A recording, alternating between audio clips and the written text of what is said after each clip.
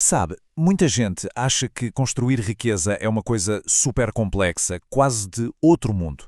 Mas e se for mais simples do que se imagina? E se ao seguir alguns princípios fundamentais o caminho ficasse bem mais claro? É exatamente isso que vamos desvendar aqui, um guia prático que mostra que se calhar é bem mais fácil do que parece. O primeiro passo para construir riqueza, curiosamente, não é sobre dinheiro, é sobre clareza. O que é que ficar rico significa afinal? Para cada pessoa, a resposta vai ser diferente. Por isso, antes de começar a jornada, é absolutamente crucial definir o destino final. Então, este é o nosso mapa. Vamos começar por definir o objetivo, certo? Depois vamos entender como é que se mede a riqueza, explorar os caminhos para chegar lá, descobrir como acelerar o processo e, por fim, revelar o verdadeiro motor por trás de tudo isso. Vamos então para a primeira parte, que é talvez a mais importante de todas. É que sem um objetivo claro, qualquer caminho serve, mas nenhum leva ao lugar certo. Definir o que se quer é o que vai dar direção a todas, mas todas as outras decisões.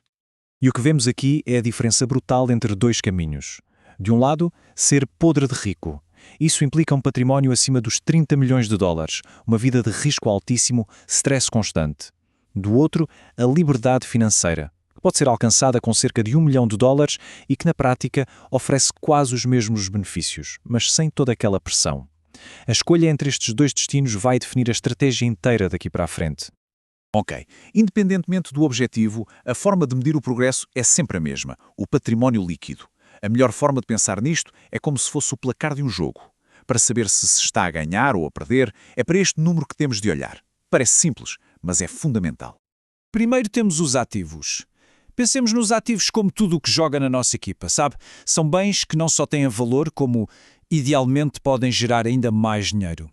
E do outro lado da balança, claro, temos os passivos. Basicamente são os nossos compromissos financeiros, as dívidas. São as coisas que consistentemente tiram dinheiro do nosso bolso. E aqui está a fórmula. É tão simples, mas tão poderosa. O património líquido é só isto: o valor total dos ativos menos o valor total dos passivos. É este número que, no fim do dia, realmente define a riqueza de alguém. E para isto ficar bem mais concreto, aqui estão alguns exemplos do dia a dia. Uma casa própria é um ativo, claro, mas a hipoteca dessa casa é um passivo.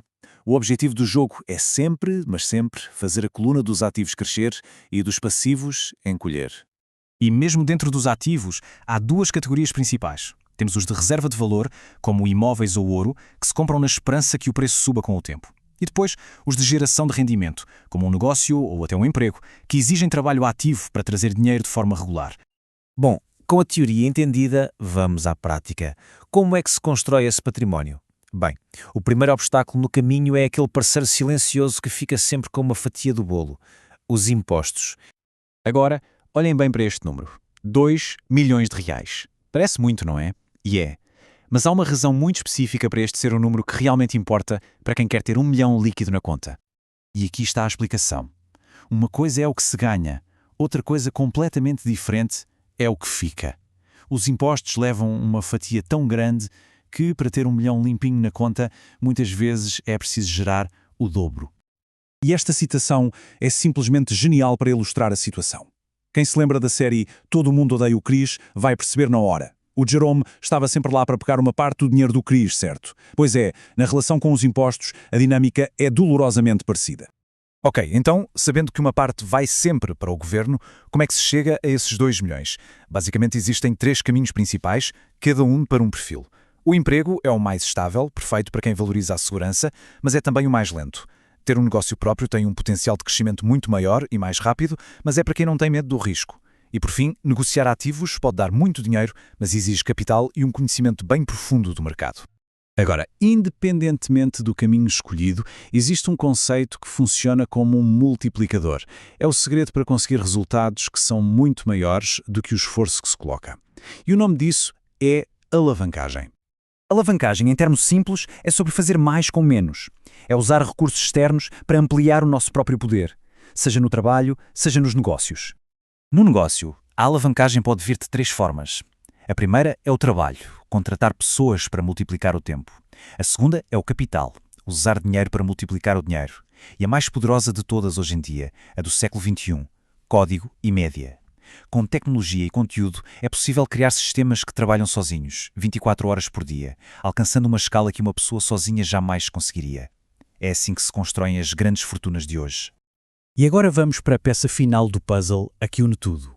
É uma mudança de mentalidade, de deixar de perseguir o dinheiro para focar em algo muito, mas muito mais poderoso. O ponto crucial é mesmo este. O dinheiro não é o objetivo, é a consequência.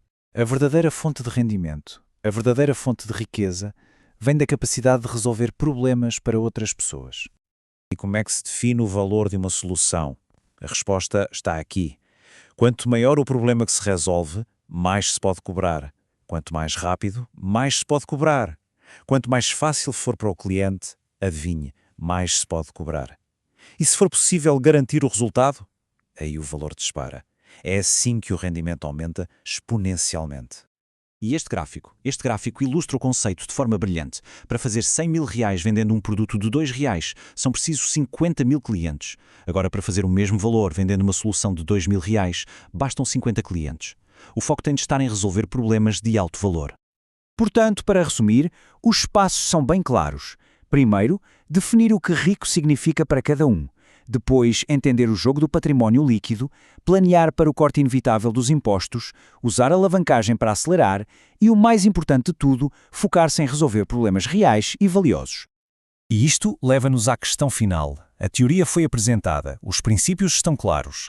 Agora, a pergunta que fica no ar é: com base em todas estas ideias, qual é o problema valioso que está por aí à espera de uma solução?